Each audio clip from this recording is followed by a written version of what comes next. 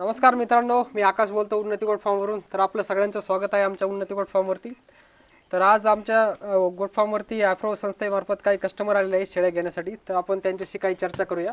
तर नमस्कार सर. नमस्कार. तर आपलं नाव आणि प्रकल्पाबद्दल थोडी माहिती द्या. माझं नाव क्षीरसागर महेश. मी ॲफ्रो संस्थेमध्ये कार्यरत असून ॲफ्रो संस्थेमध्ये जो सुधारित कापूस आदर्श पद्धत प्रकल्प आपण राबवत आहोत. गंगापूर तालुक्यामध्ये आपण 78 गावांमध्ये हा प्रकल्प राबवत आहोत. या सुधारित कापूस आदर्श पद्धत प्रकल्पांतर्गत आपण दिनवाडा येथील काही महिलांना, बचत गटाच्या महिलांना शेळी पालन या व्यवसायावरती प्रशिक्षण दिले होते. त्या प्रशिक्षणानंतर आपण शेळी खरेदी करण्यासाठी उन्नती गोट फार्म या ठिकाणी आलेलो आहोत आणि या बचत गटाच्या महिलांना ॲफ्रो संस्थेच्या अंतर्गत प्रशिक्षण दिल्यानंतर आज आपण इथं शेळी खरेदी करत आहोत. तर या प्रकल्पाचा उद्देश हाच आहे की महिला उपजीविका विकास व्हावा व ह्या महिलांना उत्पन्नाचा एक स्रोत व्हावा, म्हणून आपण ह्या प्रकल्पाच्या अंतर्गत महिलांना प्रशिक्षण देऊन शेळी खरेदी करण्यासाठी आज इथे जमलेलो आहोत. तर टोटल किती शेळ्या खरेदी केल्या समजा तुम्ही आज आम्ही इथे जवळपास 22 शेळ्यांपैकी 12 शेळ्या आम्ही खरेदी केलेल्या आहेत.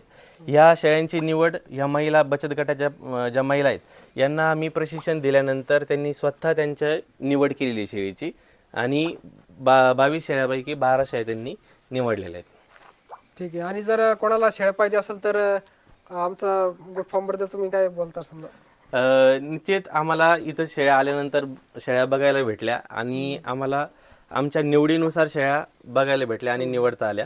तर निश्चित तुमच्या उन्नती गोट फार्मकडं ज्यांना शेळी खरेदी करायची असेल तर त्यांनी उन्नती गोट फार्म येथे संपर्क साधावा. धन्यवाद. ठीक आहे, धन्यवाद.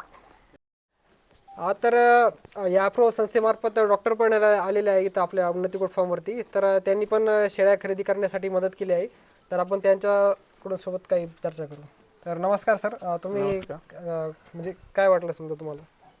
आज महिला बचत गटाच्या माध्यमातून काही महिला उन्नती गोट फार्मवर आलेले आहे. उस्मानाबाद जातीच्या शेळ्या निवड करताय आणि 12 शेळ्यांची आज निवड केलेली. निवड करत असताना शेळ्यांचं आरोग्य चांगलं वाटलं आणि बऱ्याच महिलांचं असं म्हणणं होते की बाबा कमी वयाच्या थोड्या शेळ्या पाहिजे, परंतु शेळ्या जास्त वयाच्या जरी असल्या पण शेळ्या चांगल्या ठेवलेल्या आहेत त्यांनी. त्यामुळे मी असं बाकी सर्व बचत गटांना विनंती करतो की त्यांनी उन्नती गोट फार्मवरून आपण शेळी खरेदी करावी. या गोट फार्मवर आरोग्याच्या दृष्टीने आरोग्याची काळजी घेतली जाते व या ठिकाणी आज समजा शेळी आजारी वगैरे काही आढळून आले नाही. बस, धन्यवाद. नमस्कार. मी भानुदास सांगळे, ॲफ्रो संस्था प्रतिनिधी म्हणून आज 14 वर्षापासून या संस्थेमध्ये कार्य करतो.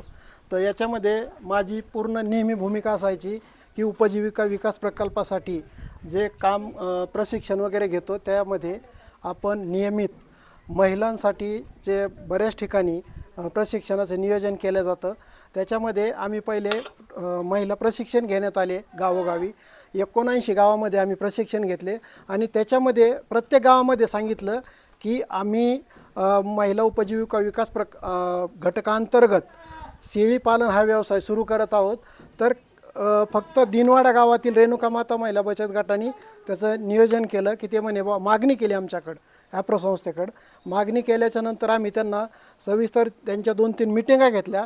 त्यामध्ये आमचे अरुण कांबळे सर, त्याच्यानंतर महेश क्षीरसागर सर, प्रवीण महाजन सर, मी स्वतः भानुदास सांगळे, आम्ही सर्वांनी त्यांना समजून सांगितलं की बाबा तुम्ही एक तुमचा गावामध्ये जर संघ तयार केला की आता आपण या प्रकल्पांतर्गत 12 शेळ्या घेऊन देतो आहे, तर तुम्ही प्रत्येकाची एक शेळी म्हणजे 6 महिन्याचं एक पिल्लू जर तुम्ही त्या तुमच्या संघाला जर जमा केलं आणि नंतर गावातल्या गरजूवंत महिलेला जर दिलं तर तुमचा संघ चांगल्या प्रकारे सुरू होईल आणि प्रत्येक रिसायकलिंग जसं करतो त्या पद्धतीने आपल्या गावातील प्रत्येक जी गरजूवंत महिला आहे तिला गावात शेळी उपलब्ध होईल आणि तुमचा संघ तुमच्या गावापुरता न मर्यादित राहता तुमचा संघ हा गंगापूर तालुका तसेच छत्रपती संभाजीनगर जिल्हा इथपर्यंत तुमचा संघ कार्य करू शकतो.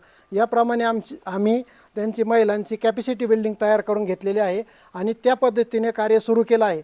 आज आम्ही या ठिकाणी उन्नती गोट फार्मवर रेणुका माता महिला बचत गटाच्या महिला इथं येऊन स्वतः त्यांनी शेळ्याची निवड केलेली आहे. 12 शेळ्या आणि त्याच्या पाठीमागे एक नर निवडलेला आहे. तर आम्ही आता तो खरेदी करून त्याचं वजन आमचं ठरलेलं आहे की 28 ते 30 किलोपर्यंत शेळीचं वजन घ्यायचं. त्यानंतर बोकड 35 किलो वजनाचा घ्यायचा आणि याचं आपण टायअप केलेलं आहे, ॲग्रीमेंट केलेलं आहे ॲप्रो संस्था आणि रेणुका माता महिला बचत गट. तर त्यामध्ये या महिलांनी शेळ्या सांभाळल्याच्या नंतर 6 महिन्यानंतर परत त्यांच्याकडे ज्या वेळेला एका शेळीला 2 पिल्लं होतील तर एक पिल्लू हे त्यांच्या संघाला जमा करणार आहे, ॲप्रो संस्थेला नाही. आणि नंतर ते पिल्लू ते गावात रिसायकलिंग पद्धतीने ते वाटप करण्यात येईल. ओके, धन्यवाद.